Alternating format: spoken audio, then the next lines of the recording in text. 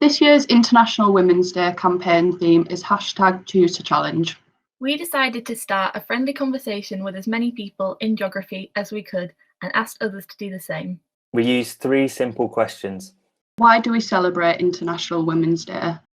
Reflect back on each year and the achievements that women have made, and it highlights not just the big headline moments, but also small changes that still will make a difference to achieving gender equality. It's a really inclusive thing as well. So to me, it's anyone who identifies as a woman. Maybe the pandemic has brought me more towards recognising those in my own community who are inspiring women, for example, the nurses and doctors who are working tirelessly in this pandemic. I'm really impressed every day by the people I work with, PhD students and postdocs who are brilliant scientists and who, hopefully don't feel that there are barriers to them continuing to be so. I think that men often sort of push it aside and think that it's the woman's job to celebrate and that everyone that's doing it is a feminist, and I think women get criticism a lot of the time from men, but I think that men have an equal part to play in the day. It's not just about women, it's about all people, celebrating the achievements of women that have benefited the whole of society. Because it's something that's kind of ongoing, it's good to have kind of a day where the idea is that people kind of sit back and take stock and look at what's been achieved and look at what we still have to achieve.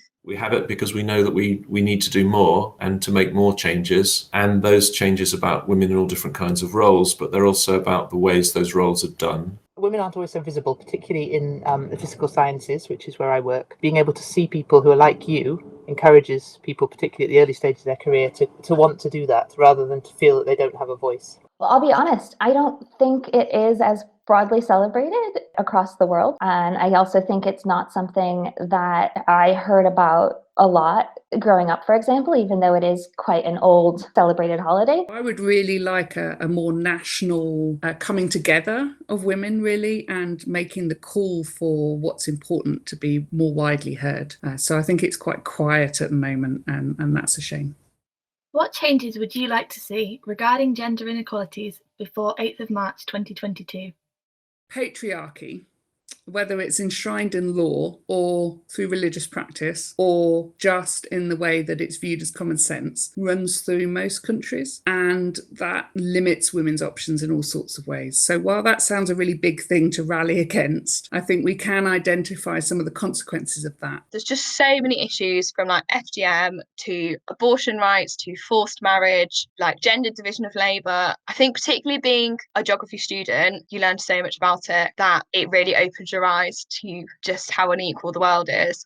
For me, I would like to see more of a recognition of what housewives do. We need to start really talking about how do we value women's labor better? How do we value care labor? Bullying in the workplace or gender-based discrimination in terms of how jobs might be allocated. Understanding, for example, the mental load that goes along with domestic responsibilities that women disproportionately carry. Women struggle to be able to own land and own their own homes. There is an immense power in having the ability to actually own a home and feel safe in having that home. There are a whole range of visible and hidden discriminations that are happening. At the moment, particularly now when we're talking about the global pandemic and COVID-19, there are a number of health inequalities in the UK and also around the world. I think that these health inequalities disproportionately impact on women of colour. Women do have choices, but sometimes they're restricted because of the structures that they're living in. So, for example, gender pay is still a big thing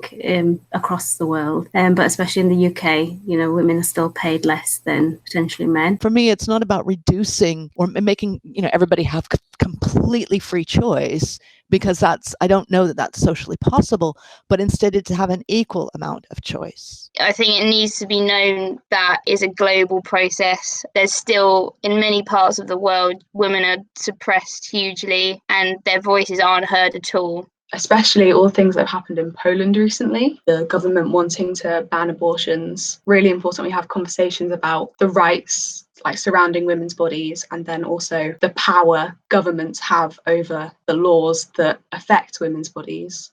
Some girls still don't get the opportunity for education, which we take for granted, in the West or in the UK. There's still child marriages happening massively across the world. We can enact proper structural change in favour of women without actually having women involved in the policy making process or high level of companies. Just making sure that actually there is a range of people making these decisions, not only men and women, but different ethnicities and broad range of people in general, to actually identify issues that people wouldn't have thought about had it not been for somebody there.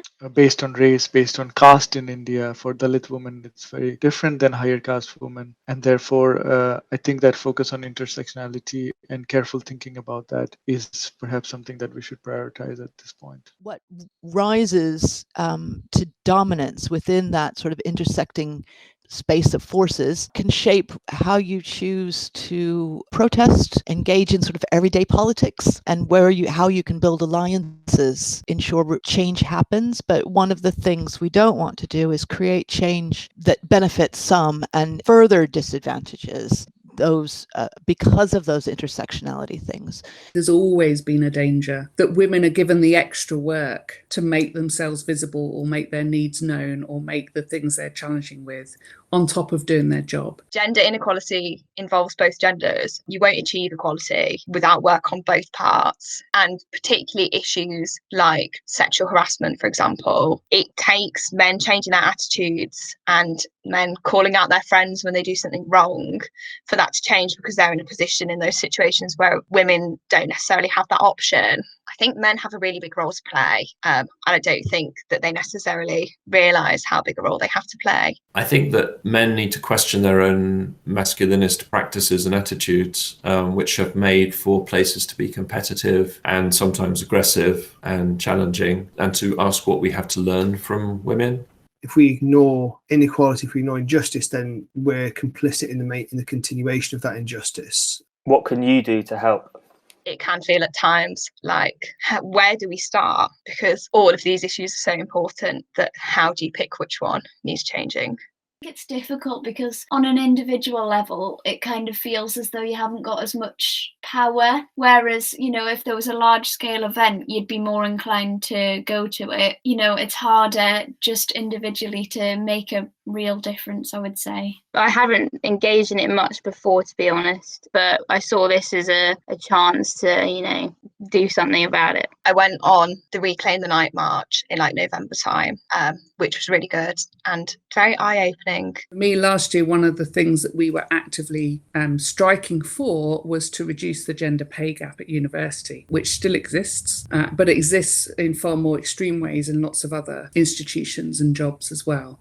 If I notice inequalities, not to just deal with it, but kind of speak up about it for myself and for other people's. On a personal level, I think it's all about having those difficult conversations like we're having now and bringing attention to these issues, not only on a macro scale, but also on a micro one. So that's having conversations with your family about representation. I know I've had quite a few challenging conversations with my granddad, for example. Using your voice in your local community and on social media is really important. To ensure that those that I have any influence over, often in my family, understand that they can be whoever they want to be, but if they need a bit of support, that I'm here. I really do feel that on that one-to-one level, being a mentor to young women of colour is a way of helping to diversify and helping to support women at this contemporary moment. And I've been trying to be much more open about the struggles that I've had, and also not just the past ones, but the ones when I am struggling now. I also try to be more open about that. You feel quite vulnerable and risky with it, but sort of open vulnerability it can be a really powerful thing.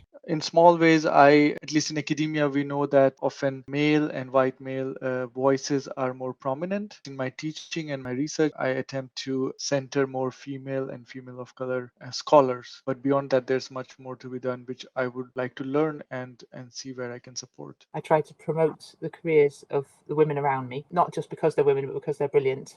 I do qualitative work, so it's a lot of conversations. One of the things I try and do is talk about where are the women. Also talking about LGBTQ issues, which are not often well understood or accepted in some of these spaces. Feminism is often seen as a dirty word. It's seen as a word that's an attacking of men. Actually, it's not. I think it's important we make like feminism and the discussions around it more intersectional as well, including all genders, races, classes, sexualities, and making it accessible for everybody. It's a collective effort, and that's the only way we're going to see change, if everybody's on board with it and everybody's sort of compassionate towards each other. And to ask questions openly and honestly. If you don't understand why somebody's complaining about something, then to try to understand where that comes from, rather than, those kind of, oh, she must be having a bad day, or, oh, it must be that time of the month, which just really hoiks me off. Use these 3 questions to start a conversation with your family and friends. Use our handle and hashtags to share your experiences through Instagram and Twitter. We accepted the challenge. Would you?